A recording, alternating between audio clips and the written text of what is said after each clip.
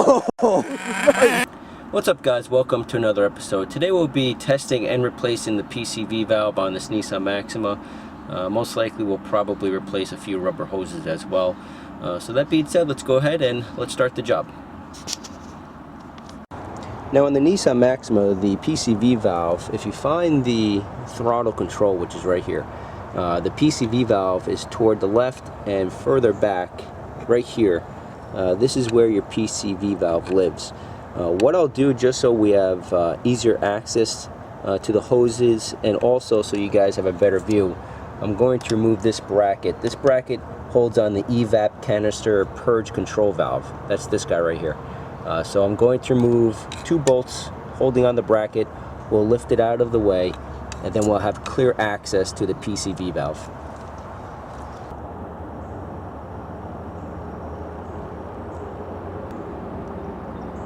Now this bracket has 2 bolts. There's one right here and there's another one right here that you can't see. These are 10mm bolts.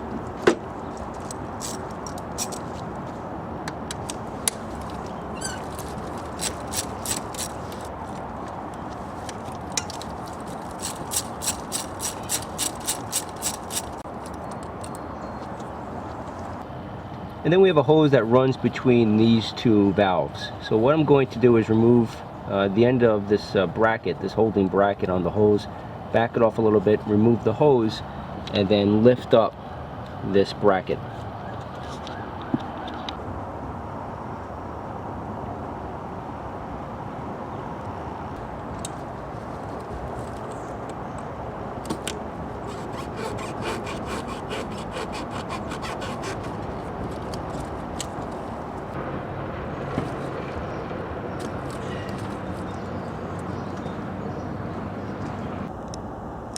And then we could just back out the bracket, and now we have clear access to our PCV valve, which is right there.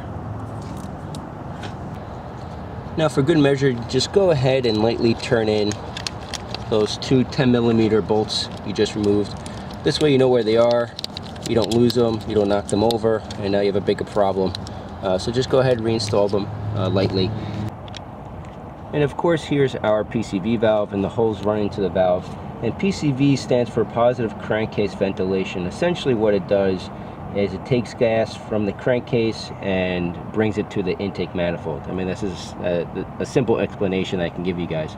But regardless, I'll show you how you can test this valve and see if you do indeed need another one, or maybe if you have a leak in the hose. One thing to note, if you do have a leak somewhere, you do have a hose here, and if you follow this metal tubing which goes around, let me zoom out here for a sec. Here's your tube, your PCV valve. You have a metal tube that runs to a bracket, and then you have another hose right here, another rubber hose. Really, I should probably replace these because they're a little hard, but regardless, if you have a leak somewhere, and again I'll show you in a second how to do this, check both hoses. You have one here, and again one right there.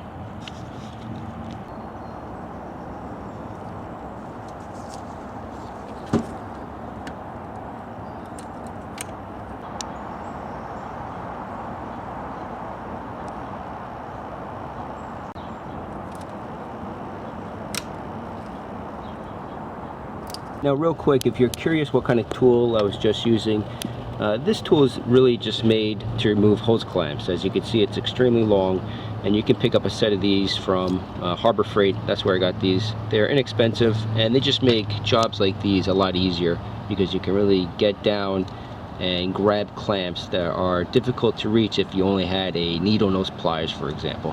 So that's what these are. If you want to grab a pair, go ahead and do so. Now, of course, here's our PCV valve right here and the hose. What I'm going to do, just because this car is 16 years old and I want to make sure everything is in good running shape, these hoses, I can just feel they're very hard, and I think that they're going to fail pretty soon. So I'm going to replace this hose right here, and again this hose right here. Now, as you can see, it leads into this metal tubing which is held on by this bracket. This bracket is held on by 2 bolts. So what I'm going to do is I'm going to loosen up the bracket and also loosen up this hose back here replace both hoses, and again I'll show you how you can test this PCV valve.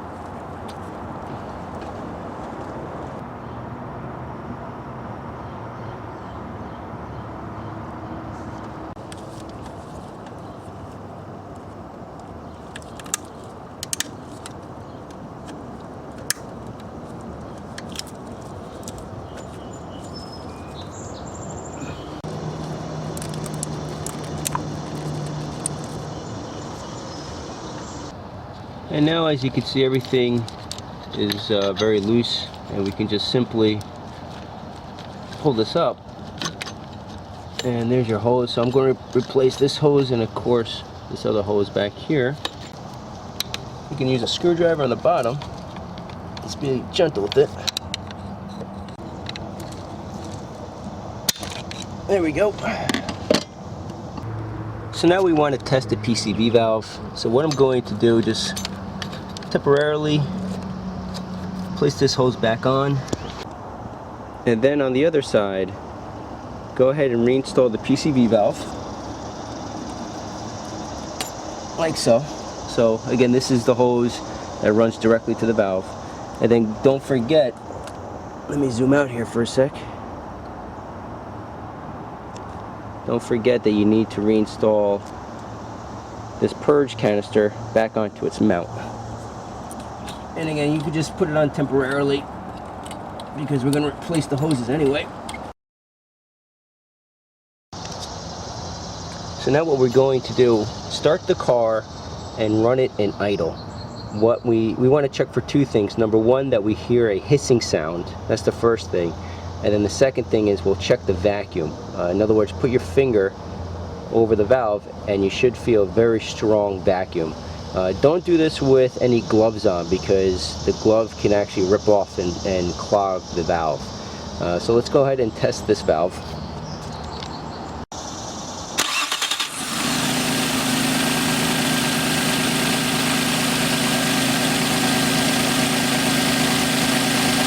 Now I'm not sure if you guys can hear it on camera, but it is making a hissing sound.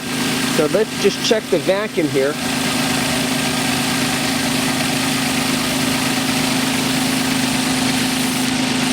And you hear that? There's a very strong vacuum. So this valve is working. It's in good shape, but regardless, I'm going to change those rubber hoses and we'll be in good shape. Now once you remove the old hose off the vehicle, really you could just bring this to your local auto parts store and they'll ask you how many inches or how many feet you want. They'll cut it for you and then you can just reinstall it back on the vehicle. So just to give you an idea, just size up your new hose, and then I'll do this off camera, but just size it up, make your cut. In this case I'll use a razor blade, and then just reinstall the new hoses back onto the vehicle.